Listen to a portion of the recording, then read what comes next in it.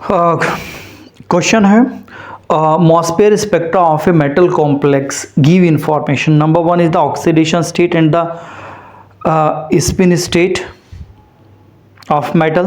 B is the type of ligand coordinated to metal, nuclear spin state of metal, and the last is the geometry around the metal.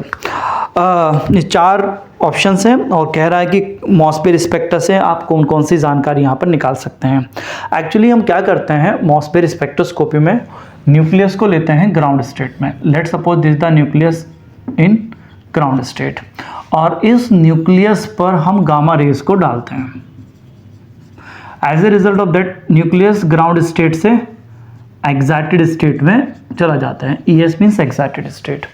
और यहाँ पर इस transition की help से ground state and excited state के बीच का जो एनर्जी का गैप होता है, इस गैप को हम मेजर कर लेते हैं किसी न्यूक्लियस के लिए.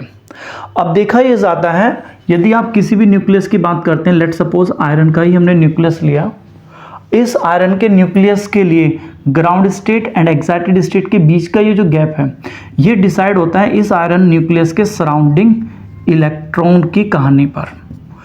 यदि आप इन इलेक्ट्रॉन में थोड़ा सा भी चेंज करते हैं, इन इलेक्ट्रॉन की संख्या को आप बदल देते हैं, इंक्रीज करते हैं या डिक्रीज करते हैं, तब भी ये गैप चेंज होता है.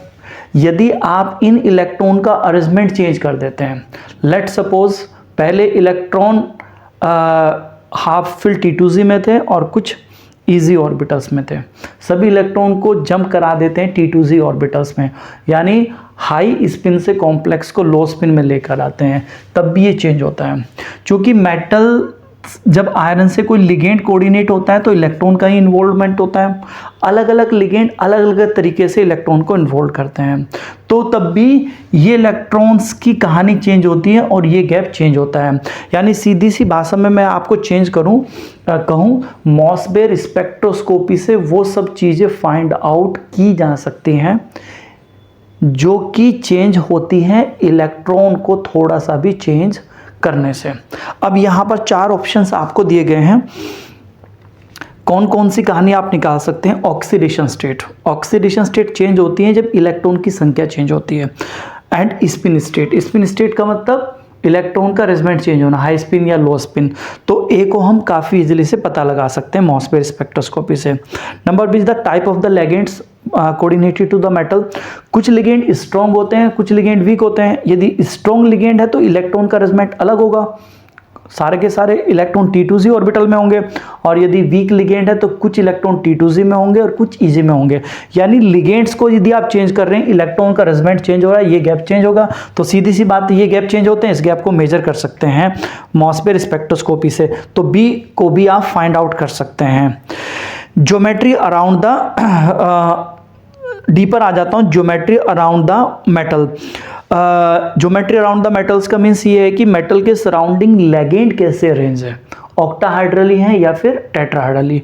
ऑब्वियसली बात है यदि लिगेंड मेटल के सराउंडिंग ऑक्टाहाइड्रली अरेंज होगा तो इन इलेक्ट्रॉन्स का अरेंजमेंट डिफरेंट होगा. टेट्राहाइड्रली अरेंज होगा तो यहाँ पर इन इलेक्ट्रॉन का अरेंजमेंट डिफरेंट होगा.